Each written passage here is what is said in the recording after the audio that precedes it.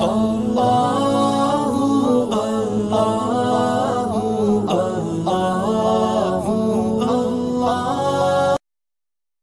اللہ الرحمن الرحیم۔ قطع رحمی سے رحمت الہی نازل نہیں ہوتی۔ جس طرح اب تک صلہ رحمی کے فضائل بیان کیے گئے تھے کہ صلہ رحمی کرنے سے اور رشتے ناتوں کو نبھانے، ان کو جوڑے رکھنے سے دنیا اور آخرت میں کیا کیا فوائد اور اجر و ثواب ملتا ہے، وہیں یہ بھی جاننا ضروری ہے کہ قطع رحمی کرنے سے کیا نقصان ہوتا ہے۔ تعلقات کو توڑنے سے اور رشتہ داریوں کو ختم کرنے سے اور اپنے رشتہ داروں کے ساتھ، اپنے والدین، بھائی بہن اور دیگر رشتہ داروں کے ساتھ بدسلوکی کرنا اور ان کے ساتھ بدتمیزی سے پیش آنا، اور پھر نتیجے میں ان سے بول چال بند ہو جانا، آنا جانا بند ہو جانا، اس کو کہتے ہیں قطع تعلقی۔ یہ کس قدر دنیا اور آخرت میں وبال کی چیز ہے، اس کے بارے میں حضرت عبداللہ ابن ابی اوفا رضی اللہ عنہ سے روایت ہے کہ ہم رسول اللہ صلی اللہ علیہ وسلم کے ساتھ حلقہ بنا کر بیٹھے ہوئے تھے۔ عرفے کی شام کو آپ صلی اللہ علیہ وسلم نے فرمایا، ہم کسی آدمی کے لیے یہ حلال نہیں کرتے کہ وہ قطع رحمی کرے، مگر یہ کہ وہ ہم سے کھڑا ہو جائے۔ تو ایک نوجوان کے علاوہ کوئی نہ اٹھا جو حلقے کے آخر میں بیٹھا ہوا تھا۔ وہ اپنی خالہ کے پاس آیا تو اس نے پوچھا، تو کس لیے آیا؟ تو اس نے وہ بات بتائی جو نبی اکرم صلی اللہ علیہ وسلم نے فرمائی تھی۔ پھر وہ لوٹ آیا اور اپنی جگہ پر آ کر بیٹھ گیا۔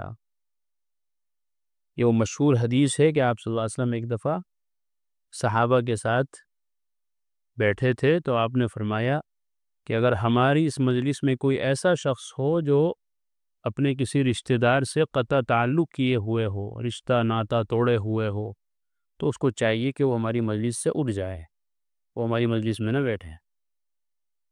چنانچہ آپ نے کہا تو ایک نوجوان اٹھا اور مجلس سے اٹھ کر چل دیا، کہیں گیا۔ تو روایت میں آتا ہے کہ وہ اپنی خالہ کے پاس گیا اور اس کی خالہ کی کسی وجہ سے لڑائی چل رہی تھی، بول چال بند تھی، تعلقات ختم تھے۔ چنانچہ وہ اپنی خالہ کے یہاں گیا، اس سے معافی تلافی کی، اس کو بات بتائی کہ آپ صلی اللہ علیہ وسلم نے ایسے ایسے فرمایا کہ صلہ رحمی کی یہ فضیلت ہے اور قطع رحمی کرنا حرام ہے، اس لیے میں تم سے معافی تلافی کرنے آیا ہوں۔ پھر وہ آ کر آپ صلی اللہ علیہ وسلم کی مجلس میں دوبارہ بیٹھ گیا۔ نبی اکرم صلی اللہ علیہ وسلم نے اس سے پوچھا، تجھ کو کیا ہوا؟ میں نے کسی کو نہیں دیکھا جو حلقے سے کھڑا ہوا تیرے علاوہ۔ تو اس نے آپ کو وہ کچھ بتایا جو اس نے اپنی خالہ سے کہا تھا۔ آپ صلی اللہ علیہ وسلم نے اس سے پوچھا کہ اتنی سارے لوگوں میں سے کوئی بھی نہیں اٹھا، تو ہی کیوں اٹھا؟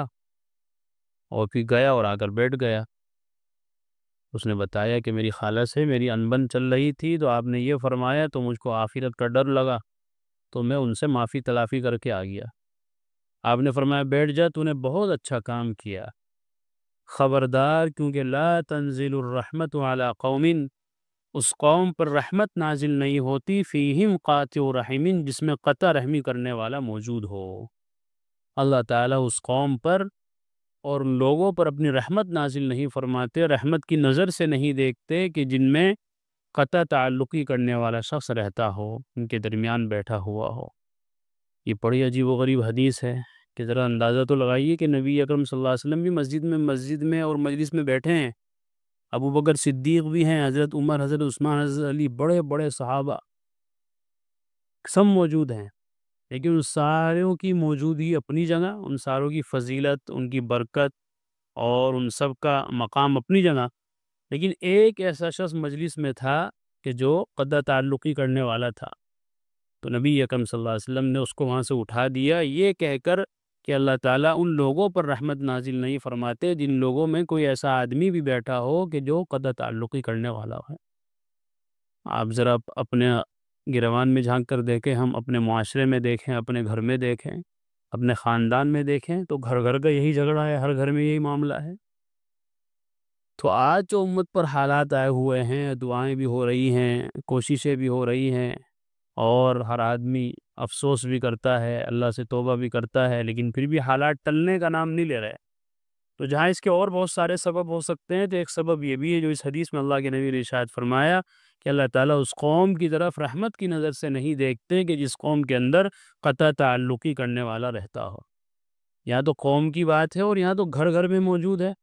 تو پھر رحمت کیسے نازل ہو اللہ کی؟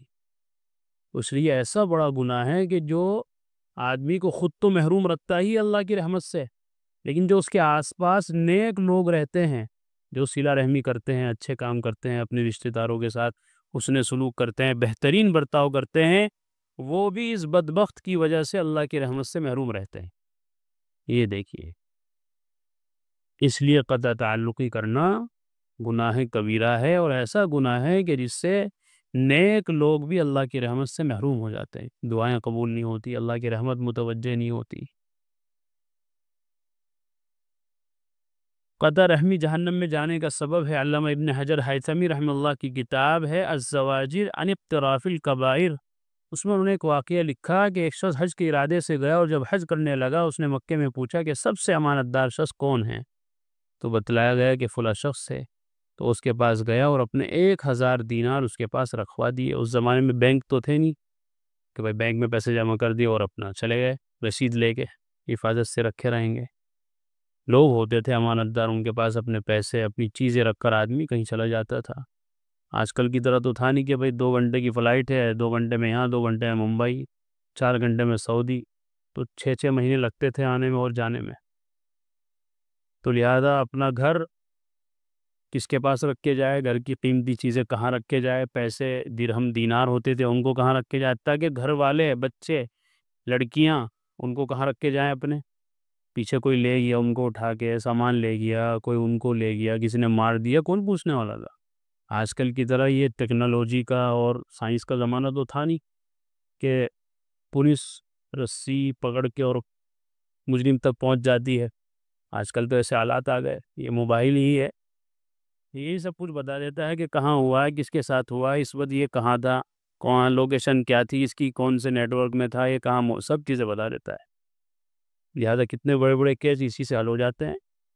لیکن وہ زمانہ تو بڑا ان سب چیزوں سے دوری کا زمانہ تھا، تو آدمی جب کہیں باہر جاتا تھا ارادے سے تو پتہ نہیں کہ واپس آئے گا نہیں آئے گا، اور آئے گا تو پھر سال میں، 6 مہینے میں، 2 سال میں۔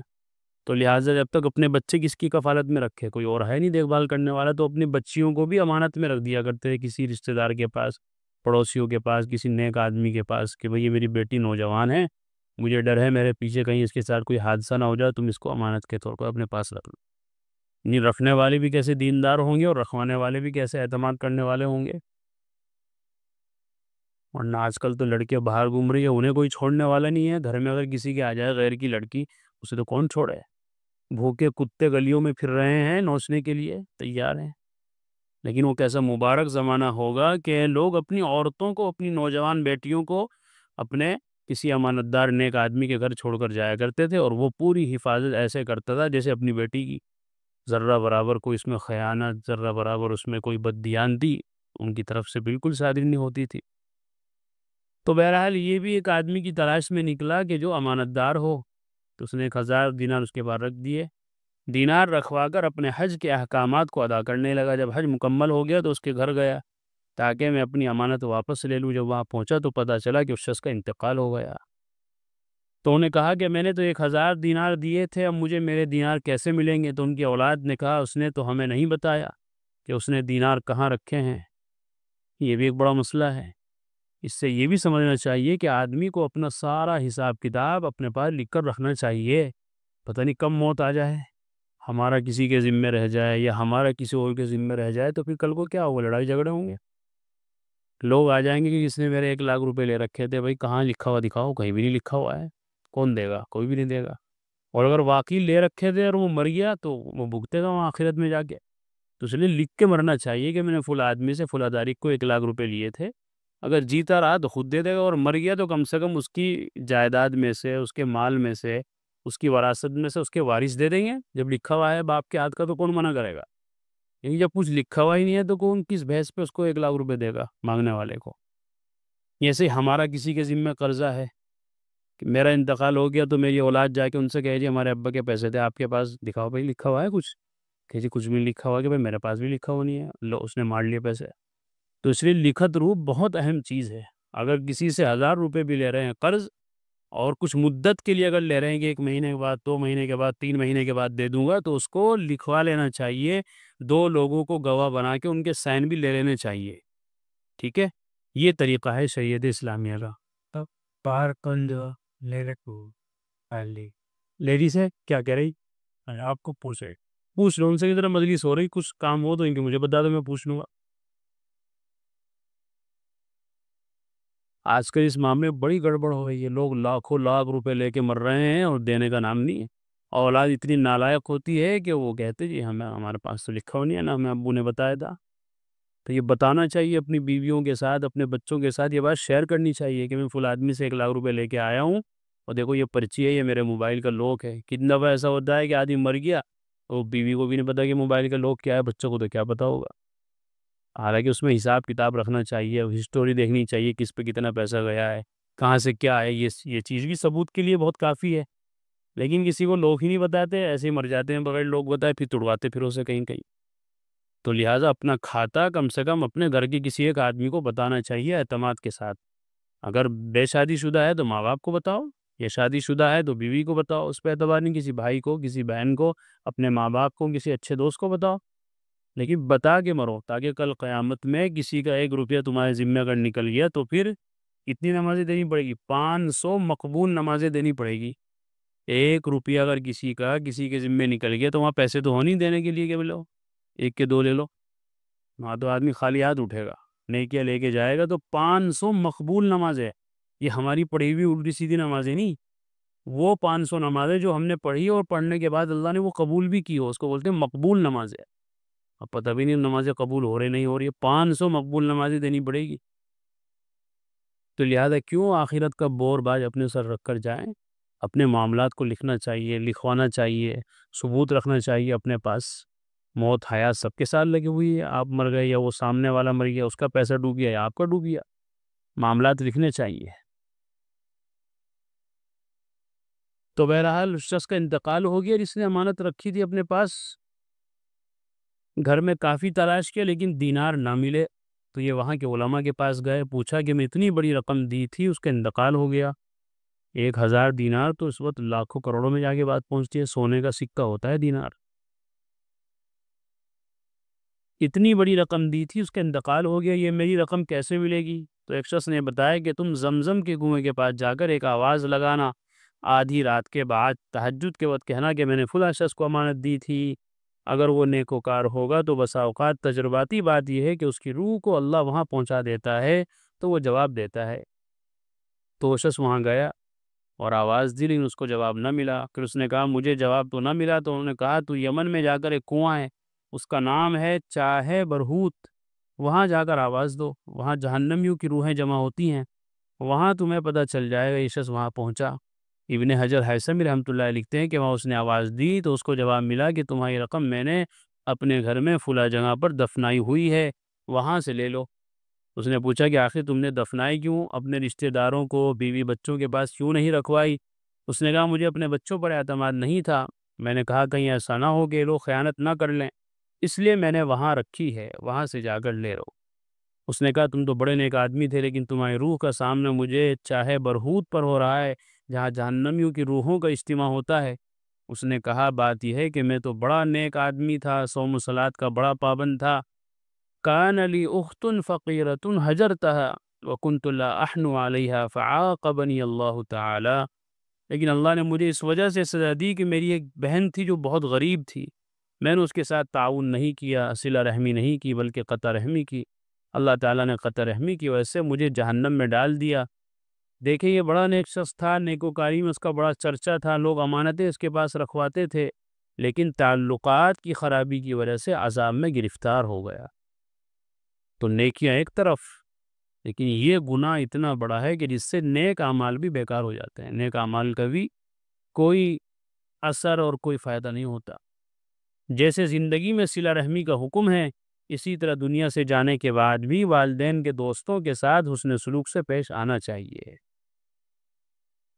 اللہ تعالی ہم سب کو صلہ رحمی کی توفیق عطا فرمائے۔ آخر دعوانا الحمدللہ۔ قرآن کریم میں اللہ تعالیٰ فرماتے ہیں الا بذکر اللہ تطمئن القلوب، کہ سن لو، اچھے سے سمجھ لو، اللہ تعالیٰ کے ذکر ہی سے دلوں کو اطمینان نصیب ہوتا ہے۔ یعنی اللہ تعالیٰ کے جو انعامات و احسانات و اس کی نوازشیں ہم پر ہیں، اگر ہم ان کو یاد کریں گے تو ہمارے بے قرار دل کو قرار آ جائے گا، سکون مل جائے گا۔ اگر ہم چاہتے ہیں کہ ہمارے دلوں میں سکون آئے، اطمینان نصیب ہو، تو اس کا ایک واحد علاج اور ایک بہترین دوا یہ ہے کہ ہم فوراً اللہ کے ذکر میں مشغول ہو جائیں۔